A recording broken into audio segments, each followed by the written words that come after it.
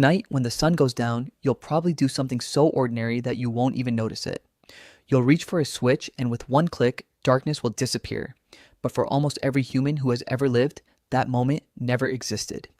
For over 300,000 years, when the sun disappeared, the world became almost completely black.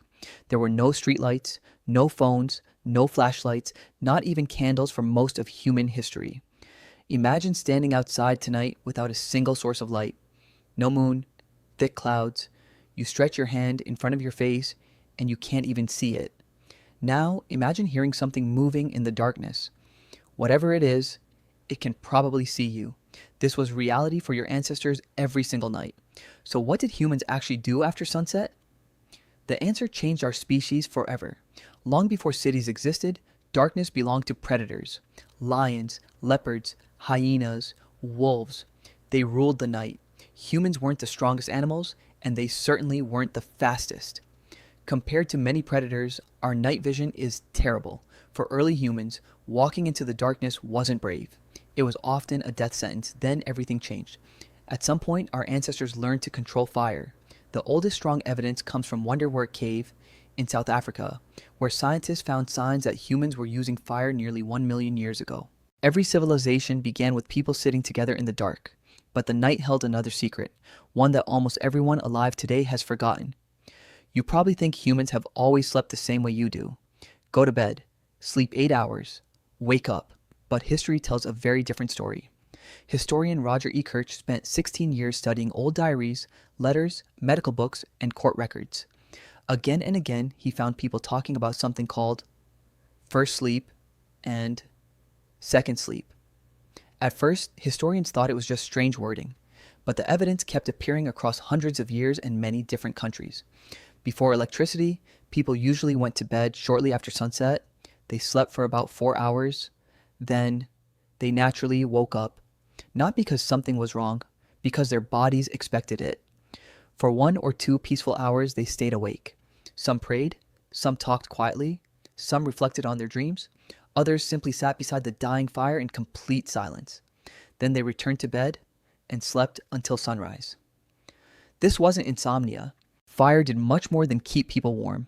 It gave humans something no other animal had: time. A small campfire pushed back the darkness, creating a circle of safety where dangerous predators rarely entered. For the first time, people didn't have to end their day when the sun disappeared. Instead of sleeping immediately, they stayed awake. Families gathered together. Children listened. Hunters rested. Elders spoke. And around those glowing flames, something extraordinary happened. Stories were born. Anthropologist Polly Wiesner spent years studying the Ju-Huanzi people of the Kalahari Desert, whose lifestyle still resembles that of ancient hunter-gatherers. She noticed something remarkable. During the day, conversations were mostly practical. Where can we find food? Who's going hunting? Which plants are safe? The daytime was about survival, but after sunset, everything changed. Around the fire, people shared adventures, myths, jokes, family history, and stories about spirits and ancestors.